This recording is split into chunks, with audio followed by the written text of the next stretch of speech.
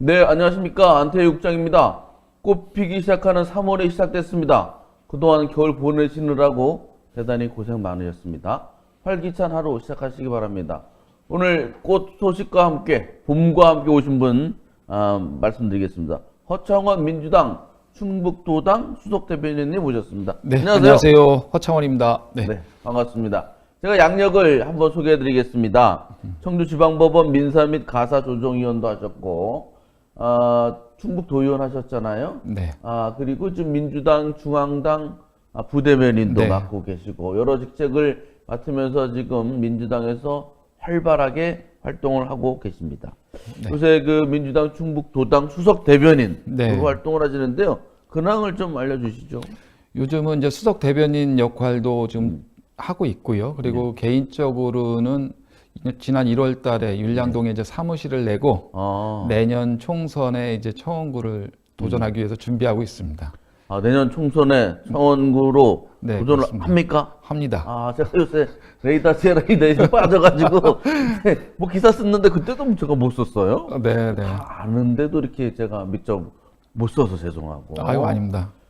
오늘 뭐 그걸 나중에 여쭤보려고 했더니 뭐 당장 여쭤봐야겠네. 네. 준비가 잘 되고 계십니까? 잘 되고 있고요. 네. 지난 지방선거에서 이제 청주시장 경선에서 네. 제가 이제 고배를 마셨고요. 그래서 이제 내년 총선에서는 그 경험을 발판 삼아서 네. 지금 이제 준비 기간도 좀 여유가 있고요. 그 한 분 한 분 만나면서 네. 좀 저변을 좀 넓혀가고 있습니다. 이제 뭐 경쟁이 치열할 것으로 예상이 됩니다. 네. 그 오선의 변재 의원도 계시고 네. 유행열 전 청와대 네. 선임행정관, 네. 김재홍 강릉 영동대 총장. 네. 센 분들 많아요. 그다음에 물론 이제 우리 어창환 네. 수석 대변인님도 상당히 강력하시고 또 민주당에서 누가 있어요? 지금 현재까지는 거론되는 분은 그 정도고요. 이제 뭐 사무실을 차려서 준비하는 분들은 아시는 것처럼 유행열 그 네. 선임행정관님 그리고 저 이렇게 되는데 이제 아무래도 이제 김재홍 네. 총장님 같은 경우에는 이제 준비 중에 있는 걸로 알고 있고요. 변재일 의원님이야 뭐 지금 오선의 의원님이시니까 나름대로 이제 또 계획이 있으실 테고요. 그렇게 알고 있습니다. 변재일 의원님 이번에 그 이탈도 안 찍으셨을 텐데 아무래도 차기 공천 보장받은 거 아니에요? 모르죠. 이제 공천이라는 거는 어쨌든 경쟁을 통해서 그렇죠. 지역을 위해서 또 나라를 위해서 일할 사람이 누구인가라는 부분들이 결정돼야 되는 과정이기 때문에 아직 시간이 많이 남았으니까 지켜봐야죠. 뭐. 하긴 뭐 그때 당대표가 누가 될지도 모르겠고 아이고 이건 뭐 하여튼 그렇다는 얘기입니다. 그건 이따가 또 자세히 이 말씀 나누도록 하고요. 그래서 요새 이제 여러 가지 그 연장선에 있는 얘기죠.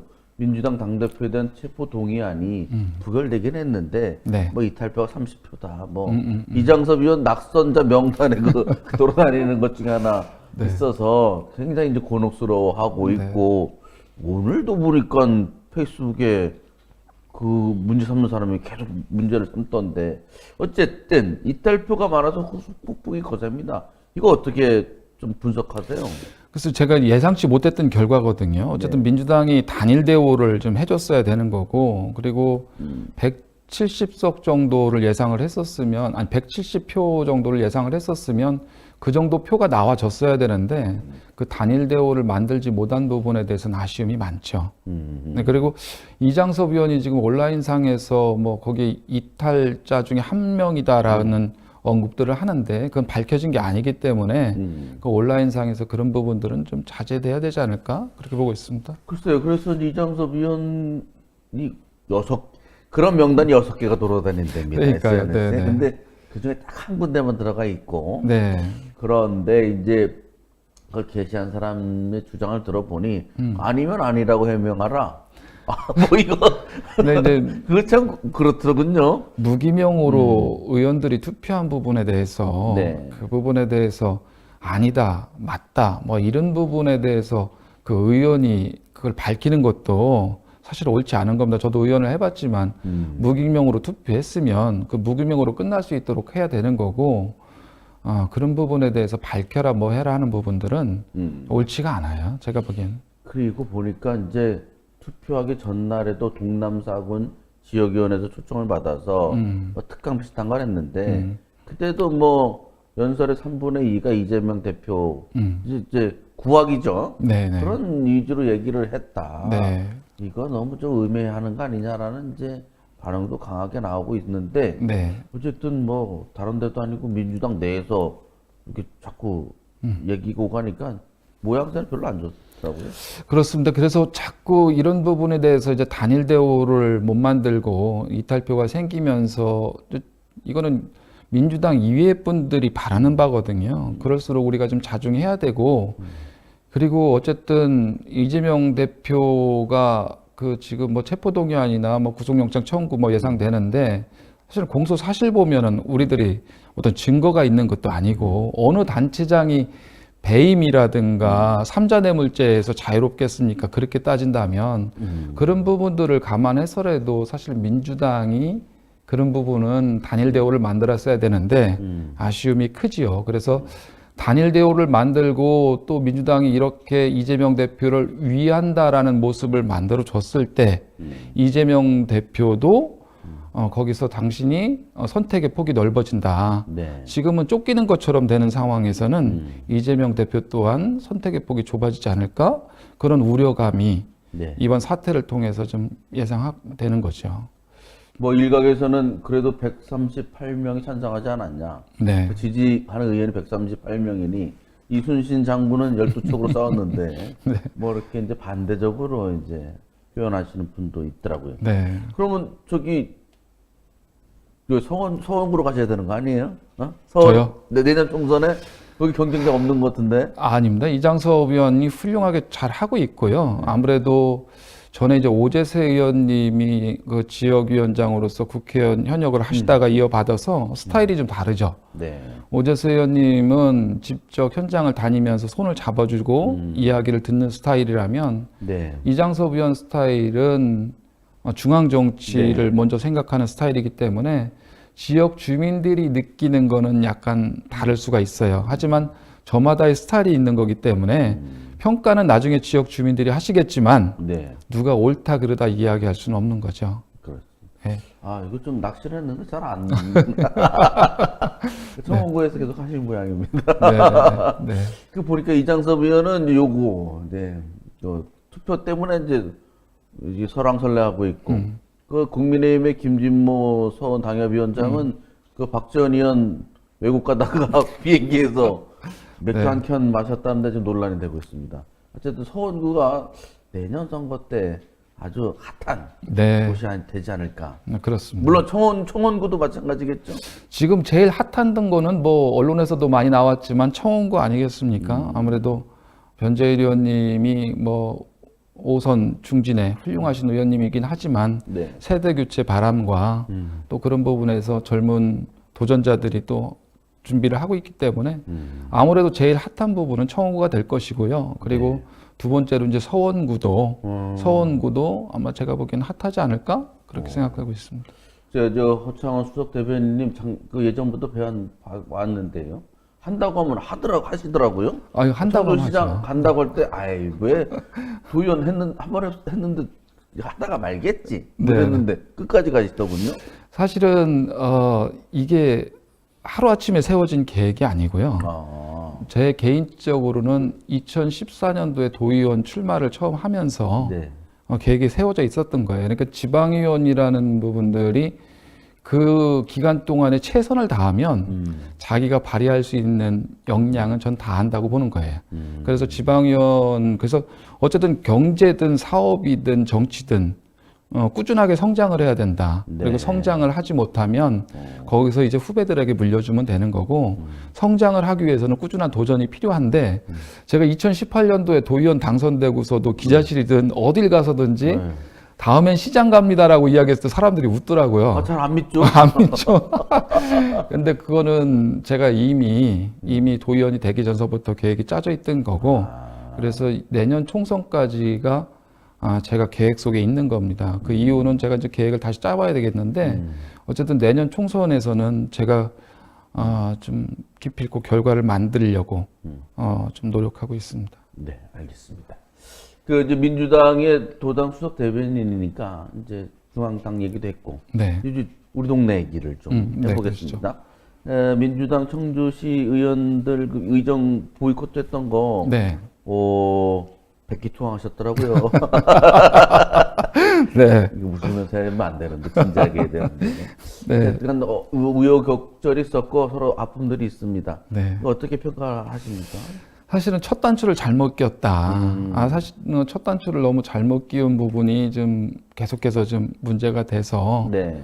좀 뭐 백기투항이라는 표현이 맞는지는 모르겠지만 그렇게 일부 표현들을 많이 하잖아요. 그런 표현까지 들을 정도로 좀 민주당이 좀 궁지에 몰렸던 건 사실이다. 사실은 그 부분에 대해서 민주당 의원들이 주장하는 부분이 설득력이 없었던 건 아니에요. 네. 그러니까 제가 시장을 준비하면서 제가 예전에 지하상가 청년특구 관련돼서 도의원 때도 5분 발언을 하고 그런 네. 이야기들을 했었습니다. 근데 청주시를 그 시청 청사 하나만 봐서는 안 되는 거예요. 내가 그때 당시에 청주시청 청사를 중심으로 한 청주 관광 1번지를 제가 이야기를 했었거든요.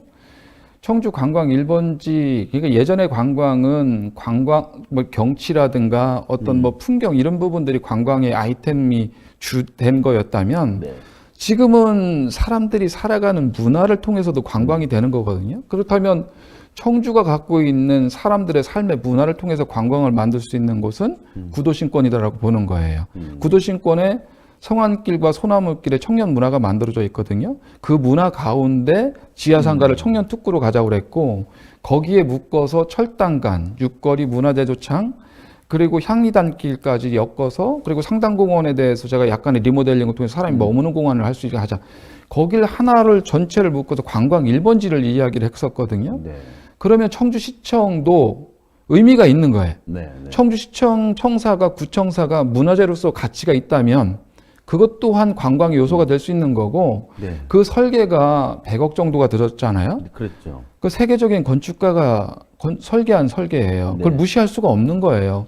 그러면 세계적인 건축사가 설계한 시청사 그리고 문화재의 가치가 있는 그 구청사 그리고 구도심권의 하나를 엮을 수 있는 아이템으로 만들 수 있는 관광 1번지 그 삶을 통해서 삶의 문화를 통해서 관광 1번지를 만들 수 있는 거기 때문에 지금 단순하게 이범석 시장이 청주시청 그냥 부시고 새로 짓는 게 훨씬 효율적이다. 물론 효율적이지. 그러나 전체적인 걸 봐야지. 네. 그러니까 이범석 시장이 그런 생각을 갖고 하는 부분도 어쨌든 당선이 됐으니까 이범석 시장 스타일로 하는 건 그 스타일이지만 민주당 의원들이 주장했던 부분에 대해서 이런 관점에서 본다면 우리가 충분히 논의하고 그 부분에 대해서 협의를 할 과정들은 필요했다. 네. 그렇기 때문에 본 예산에서 이렇게 하는 것보다는 추경해도 되는 거고 그런 협의 과정이 좀 필요하지 않았는가. 더군다나 청주병원 문제가 저렇게 시간이 걸리는 것 때문에 그건 그거대로 해결하면서 이건 얼마든지 협의할 수 있는 시간이 있었던 거거든요. 그거를 무조건 밀어붙인다? 그거는 제가 보기에는 옳지 않다. 왜 그러냐면 부시는 건 쉬워요. 그러나 그걸 복원하는 거는 굉장히 오래 걸리고 이 자리를 통해서 말씀하시는 이범석 시장이 소처럼 밀어붙이는데 능하다. 이런 이야기를 하는데 지금 농경사회 아닙니다. 지금은 AI가 판치는 사회에 밀어붙이고 이런 부분들이 저는 옳지 않다라고 보고 몇 개월 늦춰서라도 추경이 할 수도 있었던 거고 그걸 협의의 과정이 필요했던 거고 그래서 시민들을 설득하는 과정이 필요했던 거예요. 만약에 신축을 대로 철거하고 하려면 그런 과정들이 민주당 의원들이 설명을 잘못해서 그런지 몰라도 그런 과정들은 필요했던 건데 그 과정 속에서 민주당 시의원들이 첫 단추를 잘못 끼우다 보니까 이탈표가 생긴 거죠. 지금 국회처럼. 그런 과정들이 문제가 됐던 거지 민주당 시의원들의 주장은 설득력이 있다. 저는 그렇게 보고 있습니다. 네, 아니 그분들 주장 나름대로 논리적이고 얘기가 되는 것 같더라고요. 그러나 어쨌든 이제 그건 통과됐는데 통과된 이후에 그 과정에서 네. 사퇴 부의장, 상임위원장, 부위원장, 특별위원장 사퇴서를 냈더니 다 수리가 돼버려가지고 지금 이제 공석이 된 상태고 지금은 이른바 이제 포로가 됐는데 이제 처분을 맡기는 상황이 비슷하게 됐는데 앞으로는 어떻게 될 것 같습니까? 그 상임위원장은 다시 돌려받아야 되는 것 같긴 한데 제가 얼마 편한 사람이 또 돌려달라고 하기도 그렇잖아요. 얼마 전에 이제 박노학 원내대표하고 잠깐 다른 곳에서 좀 이야기할 기회가 있어서 말씀을 해보니 박노학 원내대표가 굉장히 합리적이더라고요. 그러니까 내석은 민주당 목이기 때문에 네. 그 상임위원장 그것은 민주당의 의견대로 다시 해줘야 되는 거 아니냐라는 개인적인 의견을 말씀하시더라고요. 물론 다음 임시회까지 한 20여일 시간이 있으니까 상의는 해봐야 되겠지만 그 합리적인 생각을 갖고 있더라고요. 그런 부분에 대해서는 제가 높이 평가하고요. 그리고 상임위원장이든 뭐든 시민을 위해서 그 직책을 맡았던 거거든요. 네. 그러나 그 직책을 쉽게 사임할 때는 신중하게 고려를 했어야 되는 거예요. 그 부분은 민주당에서 좀 잘못한 겁니다. 왜 그러냐면 시민을 위한 일이거든요. 그 시민을 위한 위해서 즉 위원장직을 맡았으면 그렇게 쉽게 그것을 포기했던 거는 민주당이 잘못했다. 그 결과가 지금 조금 모양이 좀 우스운 꼴이 됐다. 그렇게 보고 있습니다. 네. 그 보니까 변은영 위원장하고 이영신 위원장 안 된다고 또 누가 얘기를 하는 모양이던데. 그거는 뭐 시의회 내부적인 일이라 잘 제가 모르십니까? 근데 잘 모르겠습니다. 저는 잘 알고 있는데요. 하여튼 원만하게 네. 또 민주당끼리 자꾸 싸우는 것도 모양새는 안 좋잖아요. 그렇죠. 네네. 하여튼 잘 해서 정상화가 되어가고 있으니까 네. 잘 되길 기대하고 협치 의회에서 잘 이루어지기를 이제 바라고 있습니다. 근데 이제 이 과정에서 한병수 의원님이 돌아가셨잖아요. 그래서 제가 상가도 갔다 오고 했는데 참 안타깝습니다. 네. 그런데 이제 민주당이 이제 공천을 해야 되잖아요. 지금도 공천 과정에 있더라고요. 세 분이 이제 냈고. 네네네. 이제 내일, 내일 이제 공천관리위원회가 내일 열리고요. 그래서 내일 그 세 분이 면접을 합니다. 내일 면접을. 네, 그 내일 면접을 하는데 면접 과정에서 단일 후보가 이제 결정이 될지 아니면 경선을 할지 빠르면 내일 그 결과도 나오지 않을까 그렇게 보고 있습니다. 저희가 지금 녹화하는 게 지금 3월 2일 오전 11시부터 하는데요. 지금 이제 국민의힘을 하고 있대요. 그렇습니다. 국민의힘이 저희 사무실하고 국민의힘하고 걸어가면 1분이잖아요. 네. 옆인데. 그런데 뭐 한 사람한테 20분씩 뭐 면접 보고 있대요. 네. 그렇게 하고 있고. 네. 민주당은 이제 내일 면접하고. 네. 양당이 경선으로 갈 것 같습니까? 민주당은 어떨 것 같습니까? 지금 그 민주당 후보 세 분이 다 경쟁력이 있거든요. 네. 뭐 아시는 것처럼 전 시의장이신 최충진 전 의장 그리고 박한상 홍보소통위원장 충북도당 홍보소통위원장 그리고 남상문 그 도종환 의원님 비서 이렇게 세 분이 각각 그 정치 역량들이 트레이닝이 된 사람들이에요. 박한상 위원장 같은 경우에는 도당의 홍보소통 위원장을 맡으면서 상당구에서 주로 이강일 위원장과 이제 호흡을 맞췄던 위원장이고, 그 남상문 비서는 정치권에서 도당에서도 근무했었고, 그래요? 네, 도당에서도 근무했었고, 그 도종환 의원실에서 이제 비서로 근무하면서 그 준비가 됐고, 또 뭐 아시는 것처럼 최충진 의장님이야 뭐 더 설명할 필요 없이 경험과 뭐 실력이 다 검증된 분이고, 하다 보니까 세 분이 다 뭐 좀 경쟁력 있는 분들이라고 평가가 되기 때문에 아마 공천관리위원회에서 아마 좀 힘들어 하지 않을까 그렇게 생각하고 있습니다. 그러면 경선해야 되겠네, 그죠? 그래서 지금 뭐 다들 경쟁력 있는 후보들이기 때문에 그렇게 갈 가능성도 높은데 어쨌든 그 공천 관련돼서는 공천관리위원회에서 하는 거기 때문에 제가 뭐 이렇다 저렇다 하고 예상하기에는 좀 어려운 것 같습니다. 홍성열 전 직병군수님이 공천관리위원장이시더라고요. 네, 맞습니다. 네. 그래서 활발하게 활동을 하셔가지고 네. 보기가 좋고, 또 저희 같은 사람들은 4년 후에 군수 나오실래나? 뭐 이런 이런 또 비약 이런 거 하는데 어쨌든 건강하게 잘 지내신다고 하니 반갑습니다. 그리고 이제 국민의힘도 5명이 경선을 할 수도 있고 모르겠는데요.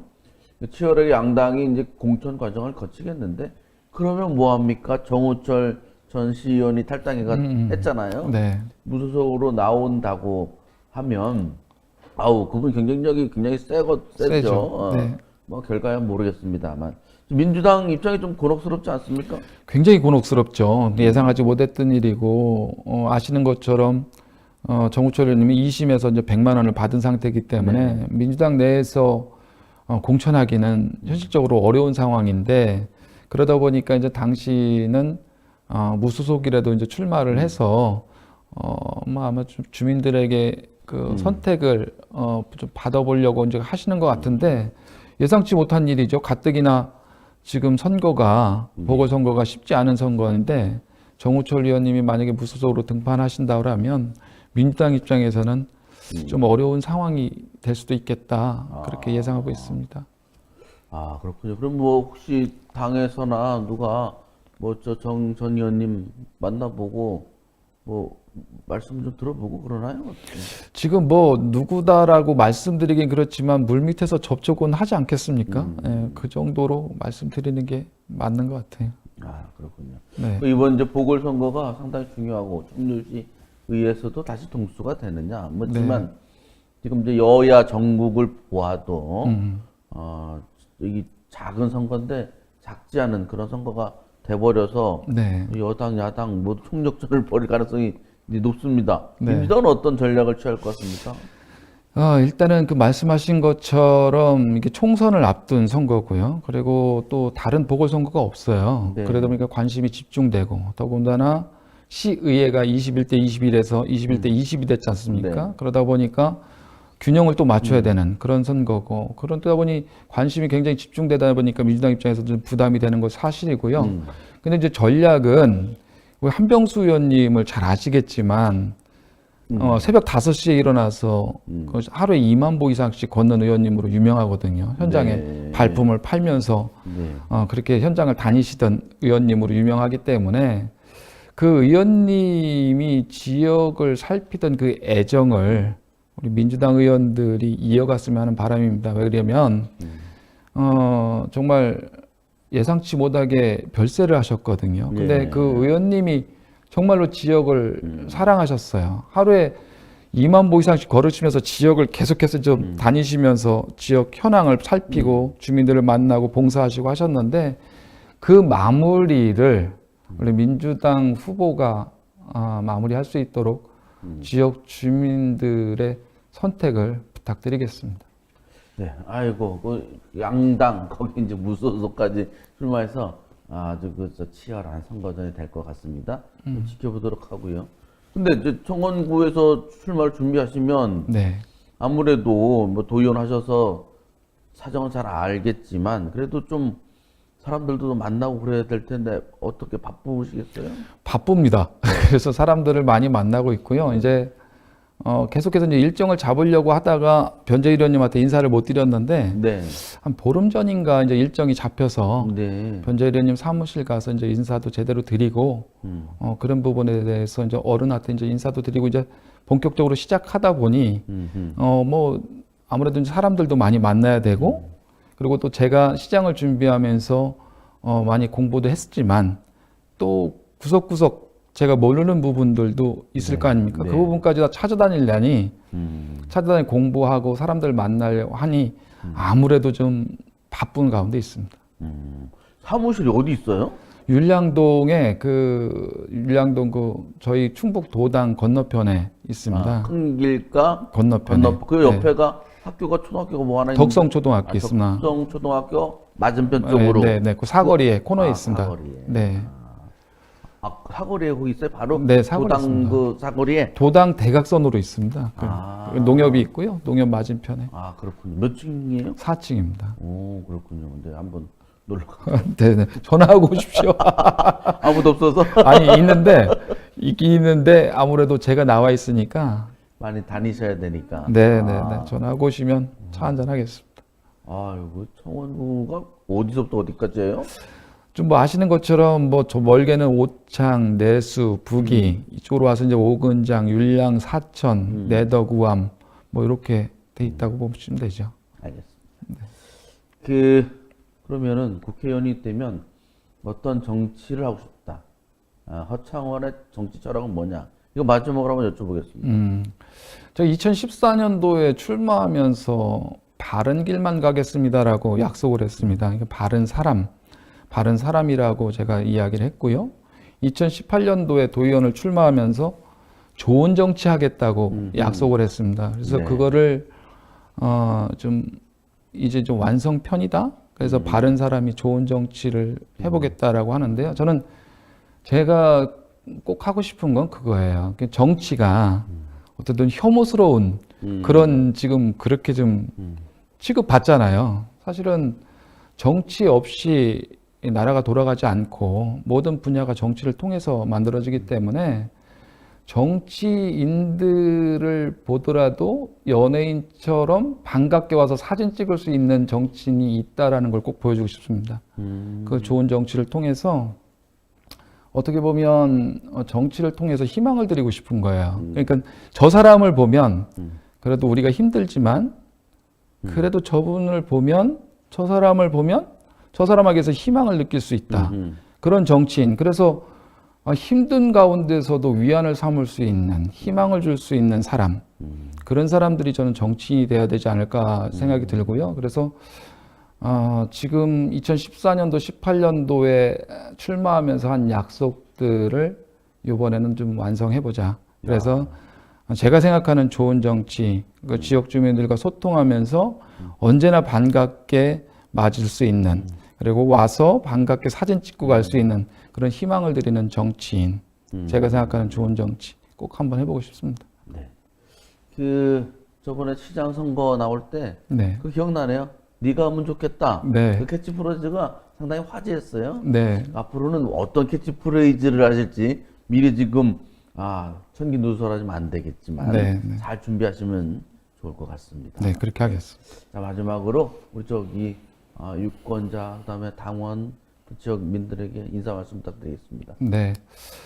허창원 전 충청북도 의원입니다. 아까도 말씀드린 것처럼 지역 주민들에게 사랑받을 수 있는, 희망을 줄 수 있는 그런 정치 꼭 해보고 싶습니다. 하여튼 부단히 공부하고 노력하고 다가가서 소통할 수 있도록 더 노력하겠습니다. 감사합니다. 네. 오늘 바쁜데 시간 내주셔서 감사합니다. 네, 감사합니다. 알겠습니다.